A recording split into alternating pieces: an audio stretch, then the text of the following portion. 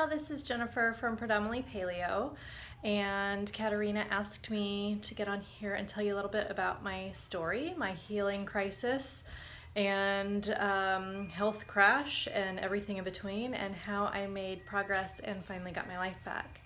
So about 4 years ago now, I got really sick after the birth of my third child. I had been sick with some autoimmune stuff before then and was kind of managing it. I was diagnosed with Hashimoto's, and so I would say, you know, life wasn't fantastic, but it wasn't awful, and I found ways to go gluten-free and take Armour thyroid, and so it was manageable. I could go to the gym, I could work out, I could participate in my own life. And then after the birth of my third child, I got really super sick and ended up seeing a ton of different specialists and just sort of went down that path of trying to turn over every stone to figure out what was going on. I blamed hormones, and then I was diagnosed with Lyme disease, and I really just sort of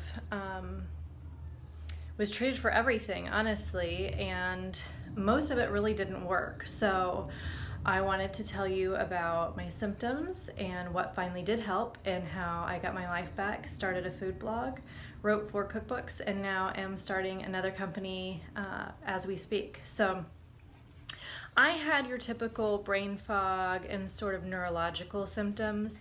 I did not have a lot of pain other than migraines, which if I flare, I do still get migraine, so that's sort of my nemesis, but they are fewer and further between, which is great, and I've made a ton of progress there too.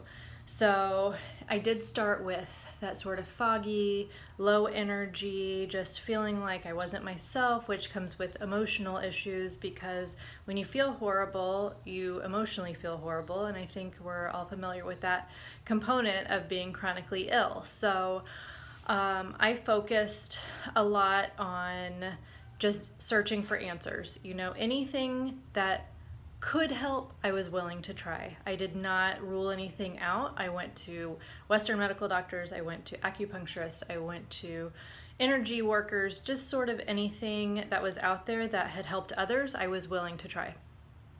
So I went down this path and I did MRIs and blood tests and all sorts of things, and a lot of it came up, you know, without any great conclusions. I think most of you are familiar too with the fact that, you know, sometimes blood work doesn't show everything that you're looking for, and that's when we get into these clinical diagnoses and trying to work from different angles to uncover that sort of thing. So I was diagnosed with Lyme disease. I did not have a CDC positive test, but because of my symptoms and because I had a few positive bands, we went down that rabbit hole, which honestly for me was, I guess, something that was worth checking off the box. But it wasn't particularly helpful in my healing. So I did 13 months of very aggressive antibiotic therapy. This included orals, injectables, and high dose antibiotics, several at a time. Sometimes I was taking 5 different antibiotics at a time. And how do I put this? I became more toxic.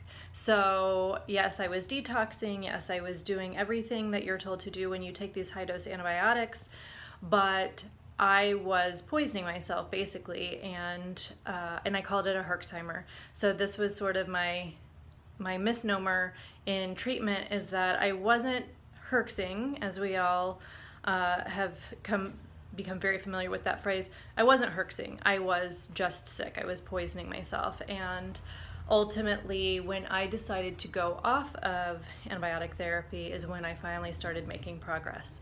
So for me, it was not the answer. I'm not saying that antibiotics don't help. It is necessary to get that level of bacteria down. If you are super infected and all of your bacterial loads are high, then you have to have outside help of some sort, whether that's herbs or traditional antibiotics, whatever it is.